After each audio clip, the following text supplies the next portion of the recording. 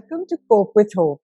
Today I'm going to be interviewing a person who's a real darling to me, my dearest, dearest, dearest, delightful Denise Linn, whom I did soul coaching with 11 years ago.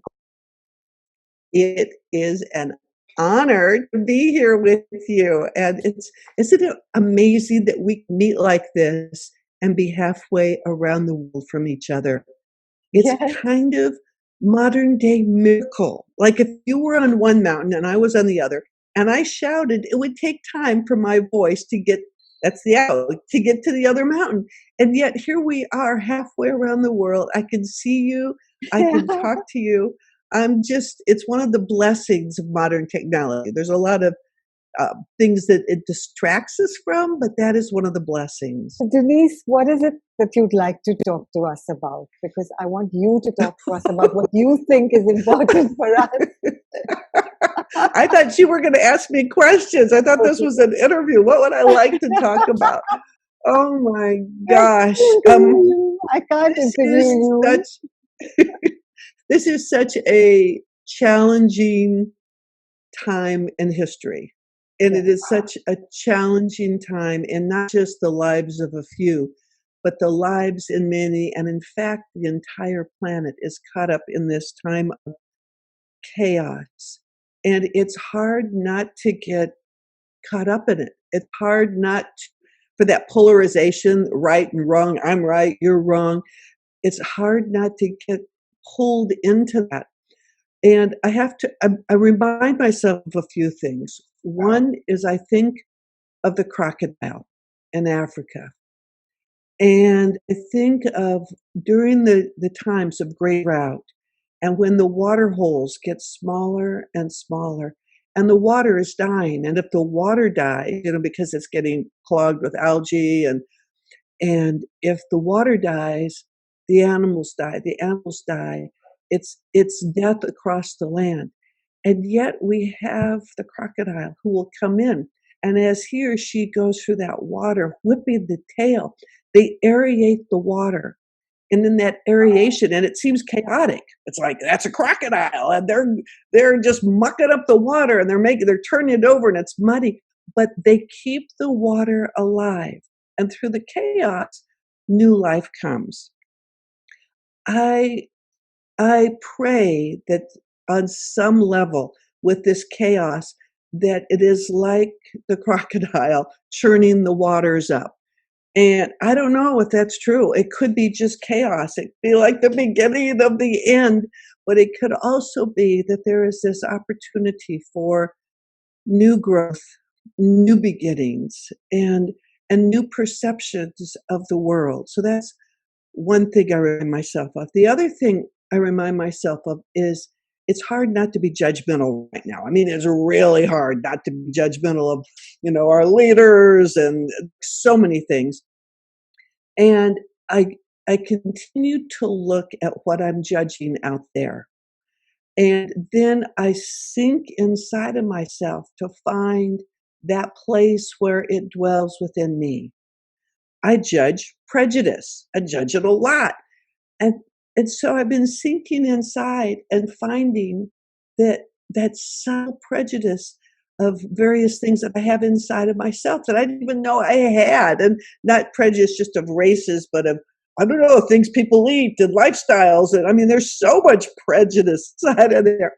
And I have the belief that as I can ferret that out, bring it to the surface, examine it with compassion, that I become a force for good. Because if we are that which we judge, we're contributing to the problem.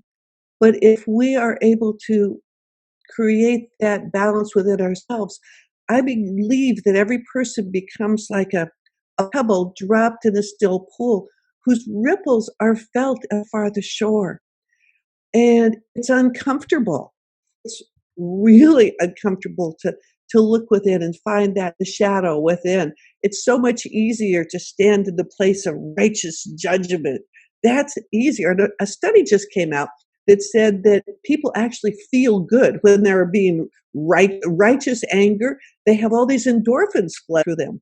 So it means letting go of those endorphins and I give an example of one of the things I found. I feel like I am so accepting of male, female, in all different forms, and I went back in my memory, and maybe it was, I don't know, 15, 20 years ago, and I remember reading a book, and I loved the book. It was about nature and the cycles of nature, and it was phenomenal. So I wrote to the author, and I was so surprised to get a letter back. And I had thought the author was male, but when the author wrote back, the author was female. It's one of those names that's male, female. And I noticed I had different a different feeling about the book. Now, to me, that's a kind of a prejudice I didn't even know I had.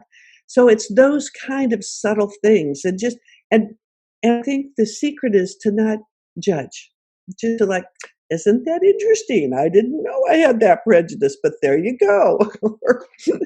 um, I don't know. So because it's hard, because I think, what can we do? I'm sheltering in place. What can I do to make a difference in the world? But I do know it all starts with ourselves.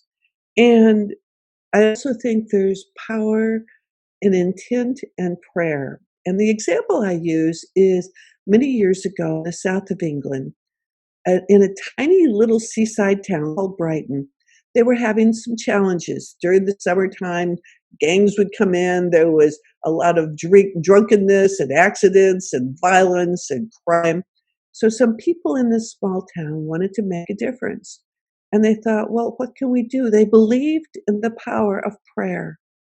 They believed in the power of intent.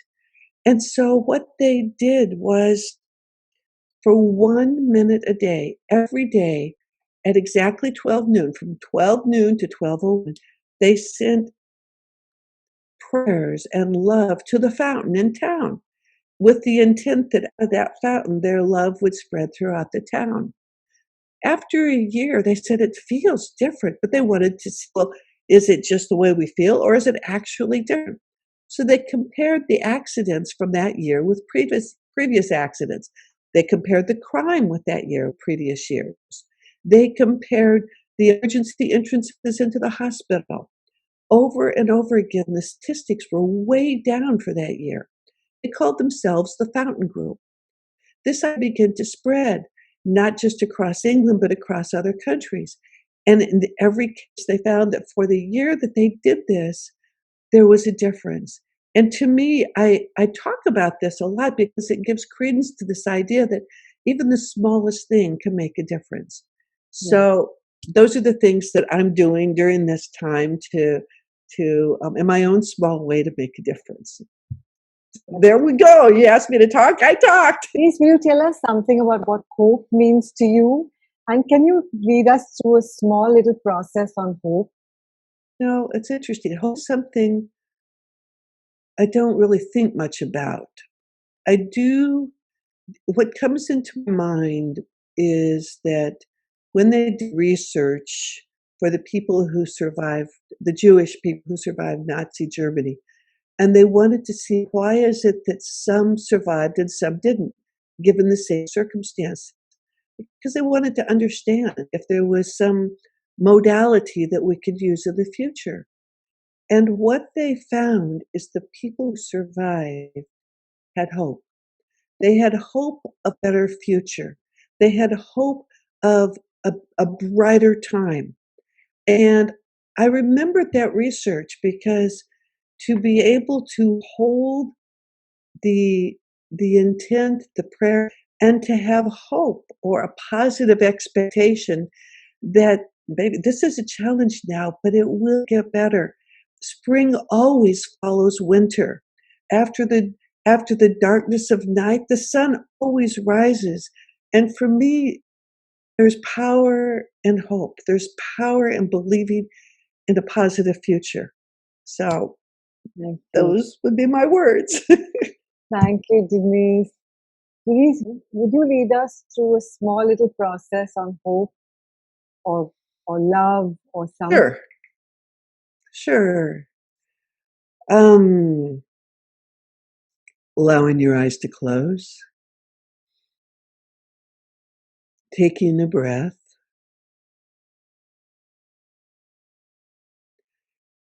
And spend just a moment focusing on where you are now in your life, where you are physically, where you are in your body, where you are in your relationships and your career.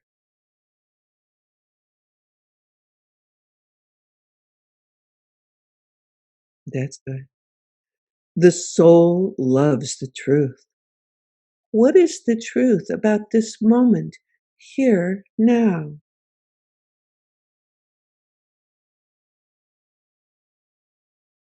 Without judgment, for it's not bad, it's not good. It is simply what is so, allowing it to be, accepting what is. And now, projecting yourself forward into the future, going forward 1 year into the future. 12 months have passed. Visualize, imagine, sense, and see where you are and how you're feeling.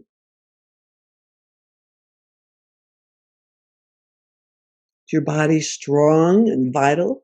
Loving relationships, an open heart, feeling abundant and strong, caring and compassionate, or whatever you desire. Sense it, see it, and most of all, feel it. Life begins anew, a new cycle, a new beginning, new growth, new awareness, new and even deeper connection to the Creator. And know, in the deepest wellspring of your being, all is well. All is well. You are so loved. You are the beloved, and your love touches deeply and profoundly the hearts of many. So be it, and so it is. So be it, and so it is. There. Thank you, Denise. That was delightful. Thank you, and so many blessings. To joy to see you, and many blessings for safety and protection during your cyclone coming ahead, bringing new energy. Thank you, Denise. Thank you so much for giving us your time and your love. And many blessings to you, my beautiful, beautiful friend. It's an honor to have you in my life. It's an honor to know you, and I believe in you and support the good work that you're doing for so many people.